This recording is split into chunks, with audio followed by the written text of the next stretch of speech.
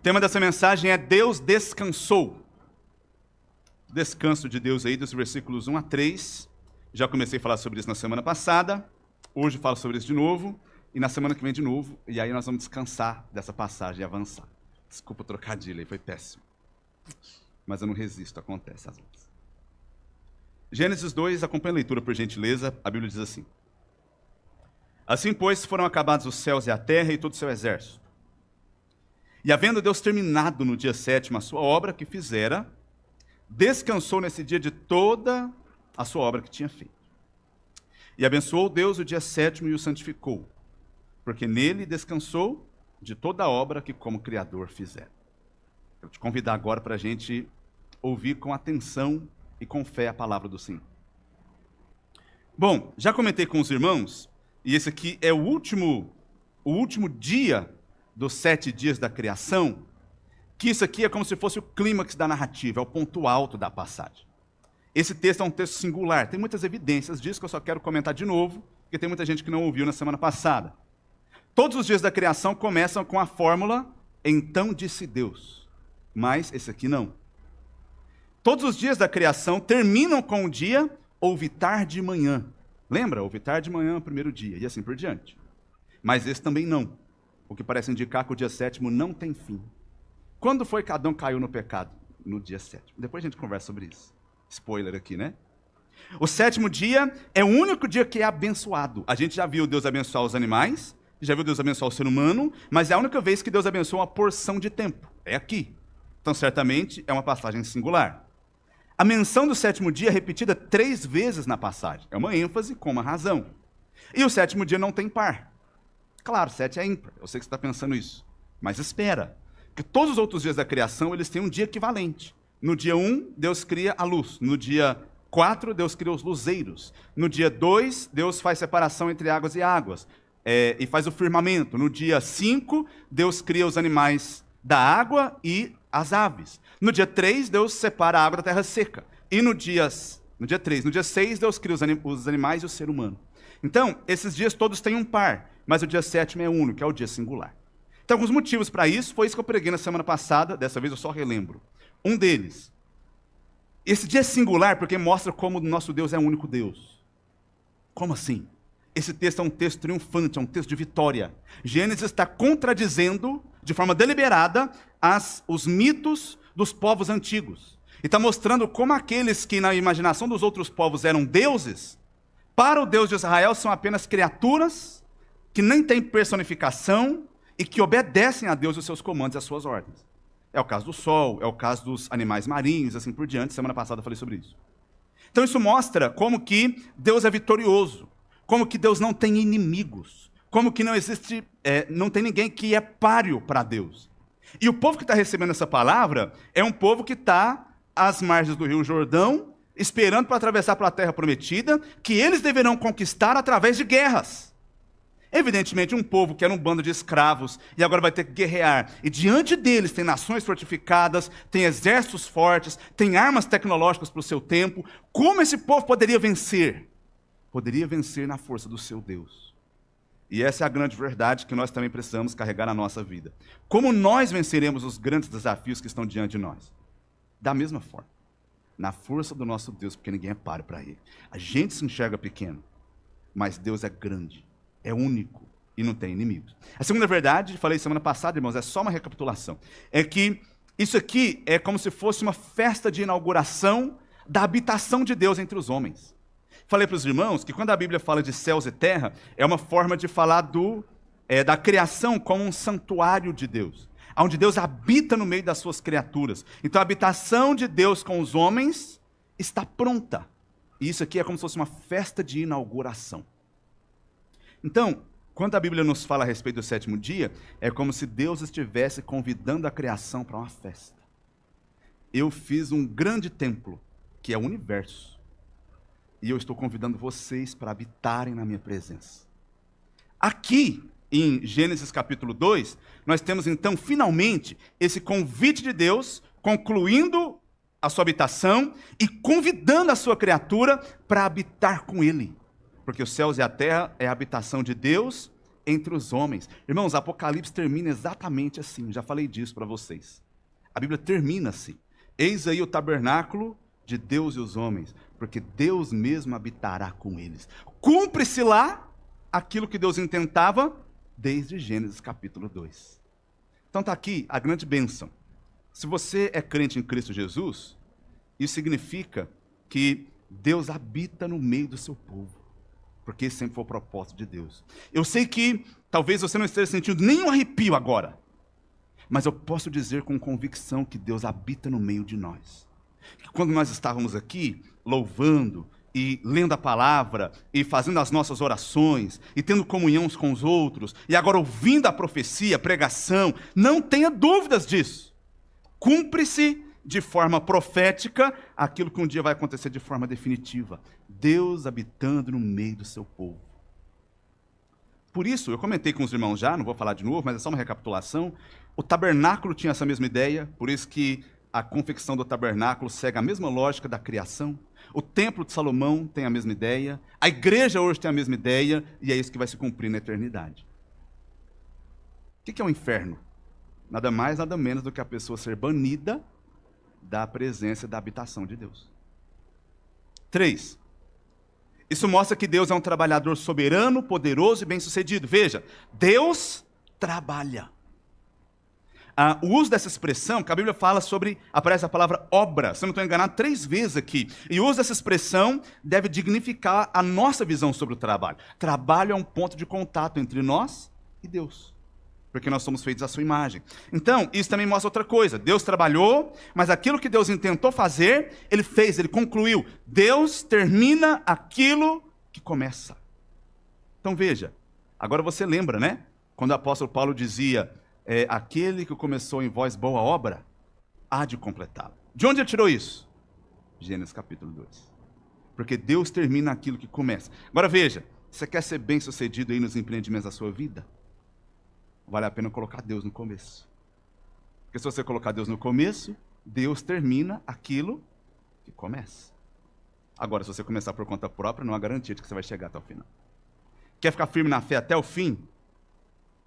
É só pela graça de Deus. Porque Ele termina aquilo que começa. E essa obra que Ele está fazendo tem que ser vista na nossa vida. Agora eu vou contar um segredinho para os irmãos aqui da igreja, que eu tenho no WhatsApp. Esse negócio aqui eu mandei para vocês durante a semana. E no meio da mensagem eu escrevi assim, ó, se você leu, escreve, eu li. Quem respondeu amém, colocou as mãozinhas, já sei que não leu. Tô ligado. Gente, eu mando a mensagem, chega muito rápido a resposta. Não deu tempo desse povo ler, não. A pessoa fala amém. Falei outro dia para um irmão aqui isso, né? O irmão falou, não, pastor, mas é porque se for o senhor que falou, eu já assino embaixo imediatamente. Eu falei, miserável. O argumento foi bom. Mas eu estou falando porque isso aqui eu comentei lá com os irmãos, mandei no WhatsApp recentemente. Ô, gente, esse copinho aqui precisa de salvação. Alguém abre para mim. Irmão Rui, vem cá. O senhor que é diácono, a palavra de Deus diz, no mundo tereis diáconos, mas tem de bom ânimo. Abre para mim, por favor. Ô, mas não põe o dedo na minha água, não. Obrigado, meu irmão. Ih, passou para a irmã Eliana, viu, gente? Que pressão, né? Agora ficou... Vamos todo mundo esperar. Vamos ver quanto tempo ela demora para abrir. Tô brincando. Muito obrigado. Bem, isso foi o que a gente viu semana passada. Quero focar hoje em outra coisa aqui da passagem. Que é... Bom, se você ouviu os louvores, você meio que já percebeu, né? A palavra descanso. Deus descansou. A minha proposição hoje é muito simples. Deus quer que você aprenda a descansar. Não é tão fácil quanto parece. Deus quer que você aprenda a descansar. Essa é a palavra de Deus para você hoje. Descanso é importante e Deus quer que você também descanse. Sabe por que o descanso é difícil? Porque o descanso é um gesto de fé. Mas nós vamos chegar lá. Primeiro, o texto fala assim, ó, versículo 2. E havendo Deus terminado no dia 7º a sua obra que fizera, descansou. Eu vou responder 3 perguntas hoje. Primeira delas, o que significa dizer que Deus descansou?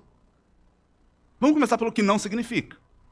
Isso não pode significar que Deus estava cansado e precisava repor as energias. O que nós, quando nós estamos cansados, o que significa? Nosso cansaço envolve perda de energia, envolve necessidade de reposição das forças. Nós temos energias, forças que são limitadas. E à medida que nós vamos usando, elas vão se acabando, se esgotando. Então nós ficamos cansados. E aí a gente precisa repousar, para a gente repor as energias, recarregar as baterias, recuperar as forças. Isso é o descanso para nós. Ora, é claro que isso não pode se aplicar para Deus. Porque isso feriria, irmãos, diretamente vários textos que demonstram os atributos da onipotência divina. A Bíblia diz em muitas passagens, Deus não se cansa. Nós vamos ler algumas já já. Deus não dorme. Então não significa que no sexto dia Deus estava tipo assim, ufa, ninguém para me ajudar aqui também? Agora eu vou descansar um pouco. É claro que não é isso, tá bom? Claro que Deus não colocou uma rede entre as árvores do jardim do Éden e descansou lá um pouco, porque afinal de contas ele estava desgastado. Também não significa que Deus ficou inativo. Tipo assim, Deus parou de realizar qualquer tipo de atividade. Irmãos, descanso não significa inatividade total. Claro que descanso envolve repouso. Mas mesmo para nós, envolve outras coisas. Já viu, por exemplo, tem uma galera, que na igreja tem uns, que gosta de academia e de praticar esporte. Aí o cara fala assim, não, esse feriado eu vou descansar. O descanso dele é ir para uma trilha, no meio do mato, de bicicleta, e subir não sei quantos quilômetros de estrada de terra de trilha, na pedalada.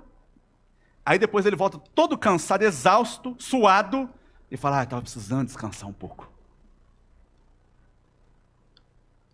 O meu descanso é o do repouso, tá, irmãos? Eu gosto de deitar. Eu falo, cara, esse conceito seu de descanso não está normal. Tem que ser muito crente para gostar dessas coisas aí. Mas o ponto é que muitos de nós descansam fazendo outras coisas, que envolvem, inclusive, esforço. Então, eu dei o exemplo da prática de esporte, caminhada, pedalada, trilha e assim por diante. No caso de Deus, como eu já peguei aqui, a criação está relacionada com a providência diretamente. Então, Deus não pode, como acreditam os deístas, que Deus não pode ter criado o universo, colocado ele para funcionar e deixado ele por conta própria. O Deus que criou é o Deus que está governando a sua criação. Logo, Deus não parou de trabalhar. Então a gente já sabe que Deus não ficou cansado, esgotado, e a gente já sabe que ele não parou de trabalhar. O que então de fato o descanso significa? Mais uma vez, duas coisas. Primeira delas, significa simplesmente dizer que Deus concluiu a obra. Porque o descanso está em paralelo com a palavra terminar. Então, Deus cessou a sua obra criadora. Deus não está criando mais nada.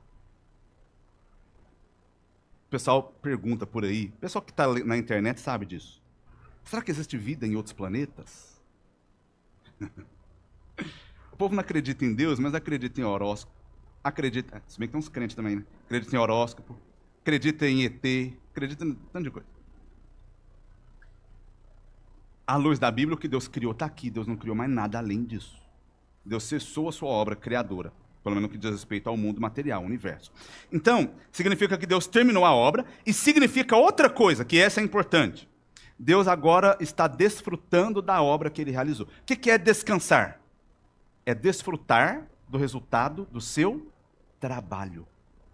Isso é descanso. Então, no sexto dia, você vai observar, está lá em Gênesis capítulo 1, versículo 31, viu Deus tudo quanto fizera, e eis que era muito bom. Era muito bom. Então Deus teve grande prazer na sua obra. E o descanso dele é uma consequência disso, da satisfação, do prazer de Deus naquilo que ele fez e que agora está completo. Ele parou de criar porque a obra está pronta e agora ele quer desfrutar, se deleitar naquilo que ele concluiu. E aqui agora vem as aplicações para a nossa vida. Deus não está cansado e Deus não está parado. Deus está trabalhando. Eu queria ler com os irmãos 2 textos, e eu vou pedir para você receber essa palavra de Deus no seu coração. Não vou nem explicar eles. Eu vou ler aqui com a devida entonação, e os irmãos ouçam a palavra do Senhor, que tem a ver com isso que eu acabei de dizer. Salmo 121.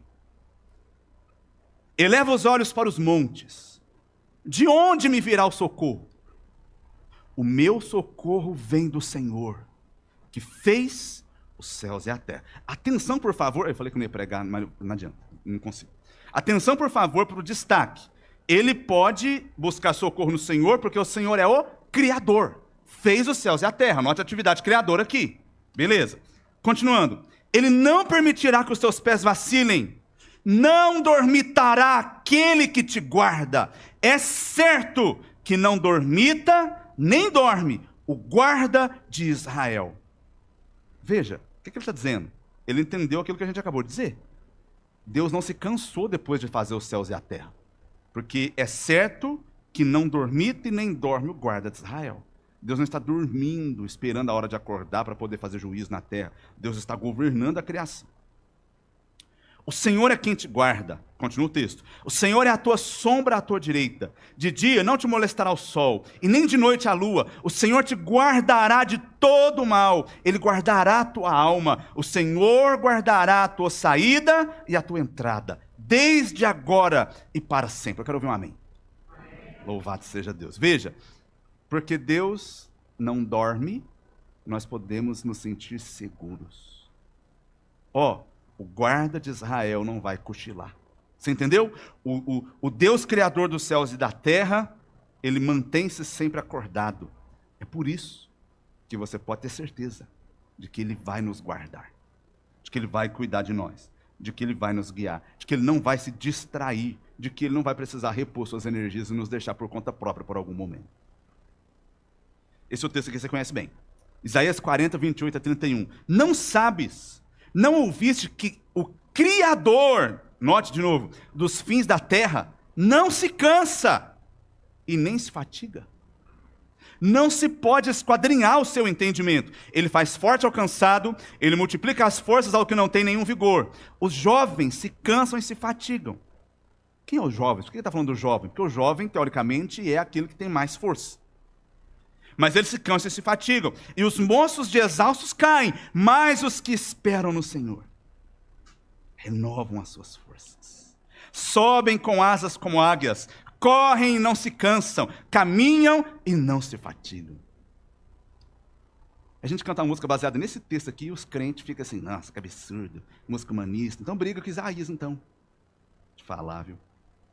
Mas ouça bem, o Criador não se cansa nem se fatiga. Por causa disso, ele pode renovar as forças dos que esperam nele. Olha que notícia boa, louvado seja Deus. Você pode ter certeza de que as suas forças serão renovadas, antes de qualquer outra coisa, quando você aprender, e eu vou trocar a palavra aqui de propósito, a descansar no Senhor. Está cansado?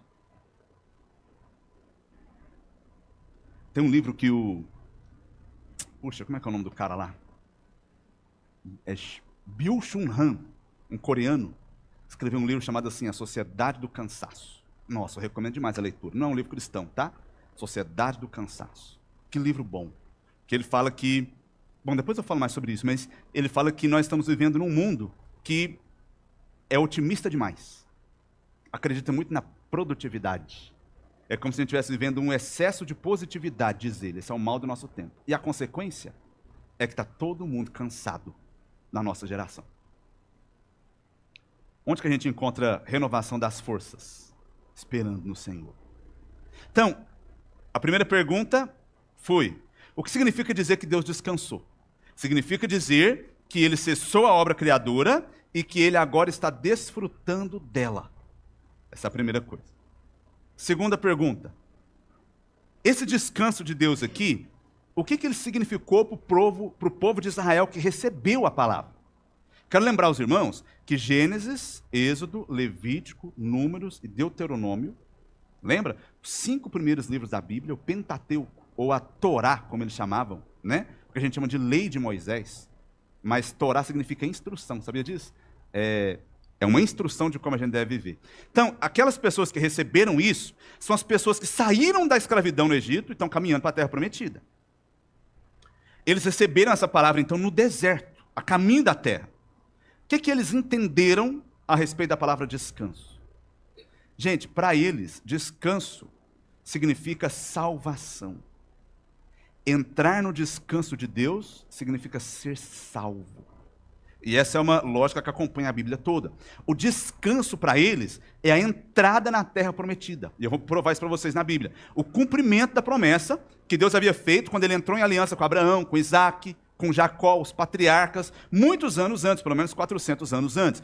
Então, hoje, quando você pensa em salvação, você pensa em céu. Quem está acompanhando a série lembra que eu já falei disso.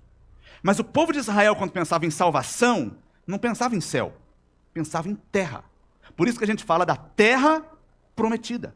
Porque entrar na terra significaria o cumprimento da promessa de Deus para eles. Entrar na terra seria receber o descanso.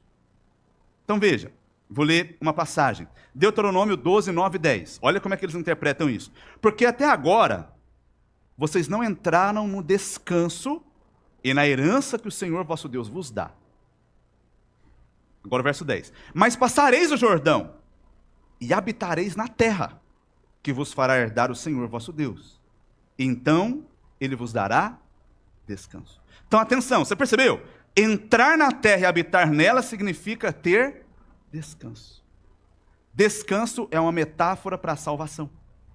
Porque habitar na presença de Deus e desfrutar de todas as coisas boas que ele fez, isso é a salvação.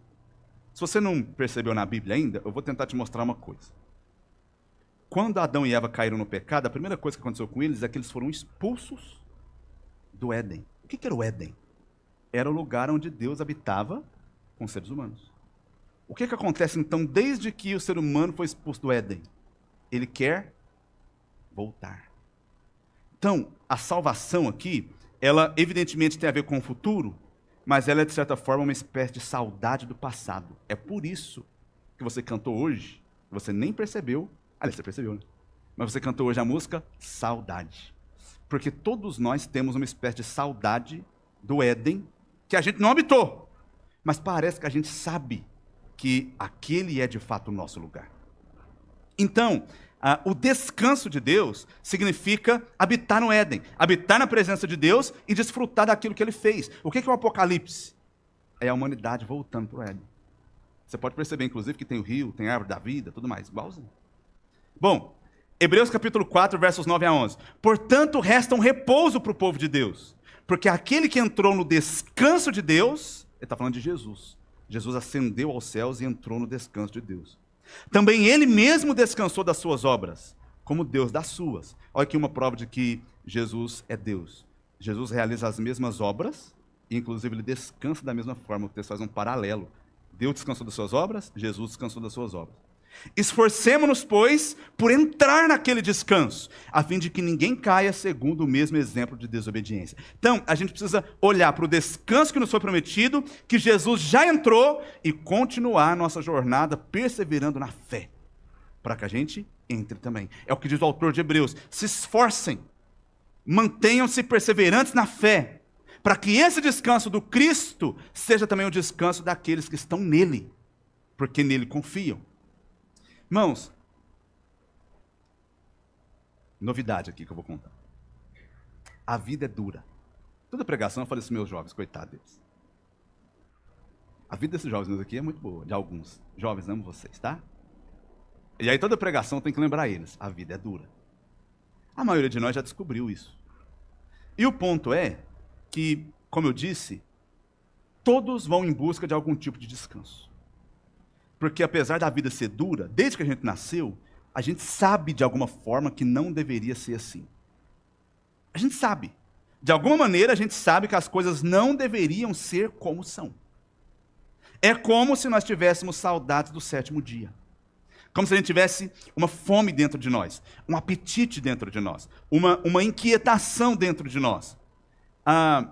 E todo mundo passa a vida em busca de descanso. Só que o problema é que o mundo também faz promessas de descanso para as pessoas. Também faz promessas de alívio para outras pessoas. Para as pessoas de maneira geral, de alguma outra forma. Um dos problemas do pecado não é a coisa em si. É que a gente busca nela algo que na verdade só Deus pode dar. Isso é idolatria e a raiz do pecado está aí. Então, o mundo está buscando descanso em coisas que não são Deus. Mas todos buscam, depois eu tomo essa água aqui, todos buscam esse alívio de alguma maneira. O problema é que os alívios que o mundo supostamente oferece, eles deixam a gente mais cansado depois. E aí, por causa disso, você fica procurando mais alívio depois. E aí, esse alívio deixa você mais cansado ainda. E então é um ciclo vicioso. Vou dar um exemplo. As pessoas que bebem, esse assunto é tabu, né? Falar do álcool. Não deveria ser, não. E eu vou falar a verdade aqui. O problema do pecado da bebida, do alcoolismo, é que as pessoas buscam no álcool alívio. Você entende? Quando você toma aquilo, e os efeitos do álcool no seu corpo, ou das drogas, por exemplo, faz com que você consiga, de certa forma, esquecer um pouco dos problemas da vida. Ter um pouco de alegria, distrair um pouco. Então, quem vai atrás do álcool, vai atrás de descanso. O álcool é um falso Deus que diz, entra aqui no meu descanso. Qual é o problema? É que o alívio do álcool causa ressaca no outro dia. E a ressaca é dura. As pessoas que buscam alívio, por exemplo, na pornografia, já falei. Os jovens buscam na pornografia hoje a mesma coisa que os antigos buscam alívio, refúgio, fuga da realidade. Encontram ali. Mas as pessoas que fazem isso, elas, como consequência, ficam, por exemplo, viciadas em dopamina e perdem a maneira de se relacionar devidamente com as outras pessoas, causa danos no cérebro. Então esse alívio causa mais canseira depois. O alívio dos carboidratos, tá ligado? Quando você está em casa no tédio, você vai abrir a geladeira, você está cansado de saber o que tem lá, mas você vai lá e abre. Quando você está de dieta, é sempre aquela luta, né? Porque tem um chocolate lá e você prometeu que vai comer um tablete por dia. Mas seu tablete já foi, tem hora e... Bom, você sabe do que eu estou falando. Mas o alívio das guloseimas causa obesidade, causa outros problemas de saúde, causa colesterol alto, como é o meu caso. Então vira uma bola de neve. Porque perceba, isso trouxe problemas para minha saúde. Esses problemas me deixaram mais cansado. E eu vou atrás dele para poder descansar. Só que esse descanso me trouxe problemas de saúde. E aí eu fiquei mais cansado. E aí eu vou atrás dele de novo para descansar. E é como se a gente estivesse bebendo água salgada para matar a sede. Quanto mais sede você tem, mais água você bebe. Mas a água está salgada. Quanto mais salgada está a água, mais sede você tem. É por isso, irmãos, que a idolatria escraviza você. Você não consegue escapar disso. O que está por trás de toda idolatria? Busca por descanso. A saudade que nós temos do descanso de Deus, sendo, de certa forma, preenchida de outra forma. Li uma matéria muito legal sobre a balada. A pessoa vai para a balada, porque a balada é uma espécie de descanso. Porque você sai da rotina da sua semana estressante, e aí você vive em busca do sábado. Gente, eu na incredulidade era assim. A incredulidade minha era esperar pelo próximo sábado. Essa era a minha vida na incredulidade. Esperar pelo próximo sábado. Essa era a minha vida. Porque naquele sábado eu ia poder ir para a balada. E aí eu ia para a balada e lá você tem aquela euforia, aquela música alta, etc. E o mundo confunde, inclusive, euforia com felicidade, euforia com descanso e assim por diante. E aí eu tinha certeza que aquele dia era o dia onde eu podia descansar das lutas da minha vida. Só que no outro dia, ressaca, vergonha, culpa, tudo mais. E aí eu precisava ir para a próxima balada. Esse é o descrente. Você está indo para a balada? Você é descrente, você tem que converter. Desculpa. Aliás, desculpa não, essa é a verdade. Apocalipse 14:11. Olha o que significa o inferno de certa forma. A fumaça do seu tormento sobe pelos séculos dos séculos e eles não receberam nenhum descanso. Então, bom, você está entendendo o que eu estou falando, né? Existe uma relação na Bíblia entre a fé em Jesus e o descanso. É o que o autor de Hebreus fala. E Jesus falou um negócio muito legal. Mateus capítulo 11, versículos 28 a 30. Vinde a mim, vós que estáis cansados. Eu vos aliviarei. Tomai sobre vós o meu jugo, aprendei de mim, porque eu sou manso e humilde de coração, e achareis descanso. E se você ler a continuidade da passagem, adivinha sobre o que é a discussão? Sobre o sábado. Jesus está dizendo assim, o descanso verdadeiro não é o sábado. O descanso verdadeiro tem quem vem a mim. Eu sou o Senhor do sábado, disse Jesus. O motivo da gente não guardar o sábado, eu vou pregar na semana que vem um assunto só sobre isso. Que costuma ter muita discussão, né? Mas o ponto é, Jesus já entrou no descanso. E nós que estamos nele pela fé, estamos ligados de tal forma que a Bíblia trata como se nós já estivéssemos entrado no descanso junto com ele. A teologia chama isso de escatologia inaugurada. Tem coisas que vão acontecer, mas a Bíblia trata como se já tivesse acontecido. Efésios fala assim que nós estamos sentados em Cristo Jesus nas regiões celestiais. Mas você está sentado na Avenida Barão de Monte Alegre 377. CEP 13-032-525, não está? Segundo a Bíblia, nós estamos assentados com Cristo nas regiões celestiais. Isso significa que Jesus já entrou no descanso, e uma vez que nós estamos nele, nós já podemos provar um pouquinho da eternidade hoje. Um pouquinho do descanso do céu já está disponível para você hoje. Só que você só pode se apropriar dele pela fé. Então, o que o descanso significa? Significa salvação. Isso aqui é um spoiler, né? Mas eu já vou falar, tá bom. Você entende por que a gente não guarda o sábado mais? Primeiro, porque a Bíblia diz claramente que não precisa. Colossenses 2,16, Romanos 14. Tem gente que faz diferença entre dias e dias, tem gente que julga todos os dias santos. Tanto um quanto o outro diz a palavra de Deus. Tá legal. Então não tem mais mandamento para você guardar o sábado. Mas o motivo pelo qual você não guarda o sábado é porque Jesus é o nosso sábado. Em Jesus nós já estamos no Shabat de Deus. E aquele descanso já está disponível para nós. Então não é que a gente tem um dia santo. Para o crente, toda a vida dele é santa. Porque nós já estamos em Jesus Cristo. Mas o ponto que eu quero te perguntar é, você já desfruta do descanso de Jesus pela fé hoje? Muitos de nós estão inquietos ainda, né? Preocupados, ansiosos, tensos. E eu não estou negando que os motivos sejam legítimos. A vida é dura para todos nós. O que eu estou querendo dizer é que existe algo sobrenatural na fé em Jesus. Que ele deixa o seu coração descansar já, mesmo no meio das dificuldades da vida. Ele te faz provar um pouquinho de eternidade hoje. De maneira então que você pode ter a certeza de que o futuro, isso que ele prometeu, vai se concluir. Então, o antídoto para a ansiedade, o antídoto para a inquietação, não é tranquilidade, não é paz, é confiança. Gente, os psicólogos falam isso. Às vezes você não está querendo acreditar em mim, né? O pastor está sendo tendencioso aí. Os psicólogos estão ensinando isso aí também. O contrário de ansiedade não é tranquilidade. O contrário de ansiedade é confiança. Só que eles falam confiança de que o mundo vai melhorar. Confiança no seu próprio potencial. Se você estiver fazendo isso aí, você vai ficar ansioso mesmo.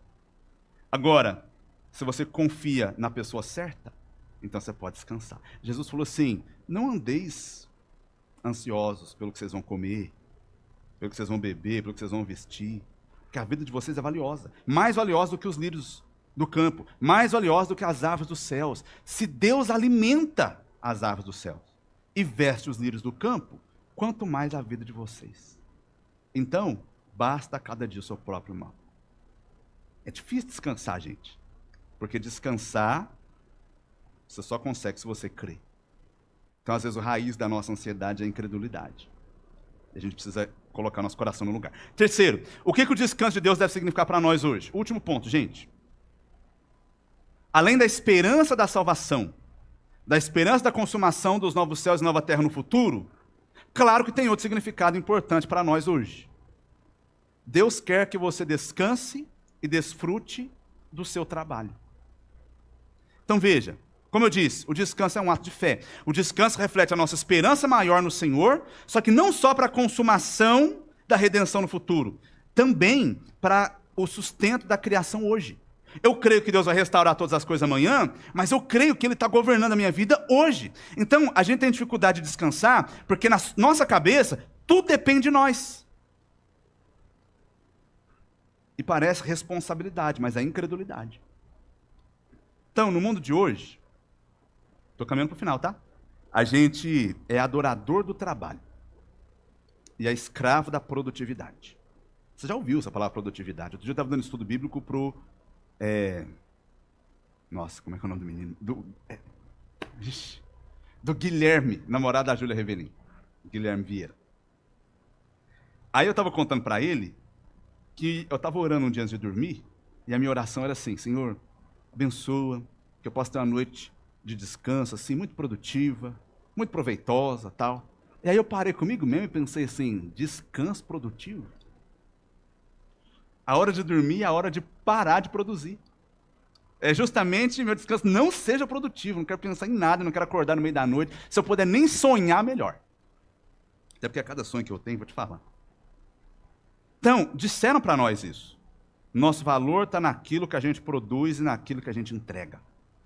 Quem é você que você produz? E se você não produz nada? Então você não é nada. Então você não é aceito. Então você não é amado. Então você não é realizado. Então você não é alguém. Então a gente precisa o tempo todo estar produzindo. Quem quer ser alguém na vida? Eu cresci ouvindo isso. E eu sei que não foi por mal, mas esse tipo de mensagem é assim, ó, você tem que estudar e trabalhar para ser alguém na vida. Então eu fui entendendo, ser alguém na vida tem a ver com ter muita formação, muitos diplomas na parede e ocupar um grande cargo numa hierarquia de alguma grande empresa. Então eu vou poder dizer assim, eu venci, está aqui o atestado que eu sou alguém. Aí, a gente coloca toda a nossa esperança nisso.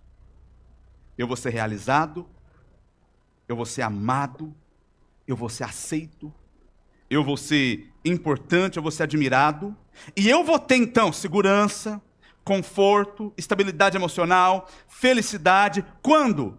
Quando eu estiver produzindo muito e ganhando muito. O que eu quero que você entenda é o seguinte, se a virtude tem a ver com produção, descansar no mundo moderno é algo errado, é o pecado. Você já se sentiu mal quando você está descansando? Você entende o que eu estou falando ou não? Você não sente um certo sentimento de culpa? Você está lá de boa e você fala assim, eu não devia estar de boa. Não é assim? Você nunca passou por isso? Por que isso está acontecendo? Porque no mundo de hoje, a virtude está no trabalho.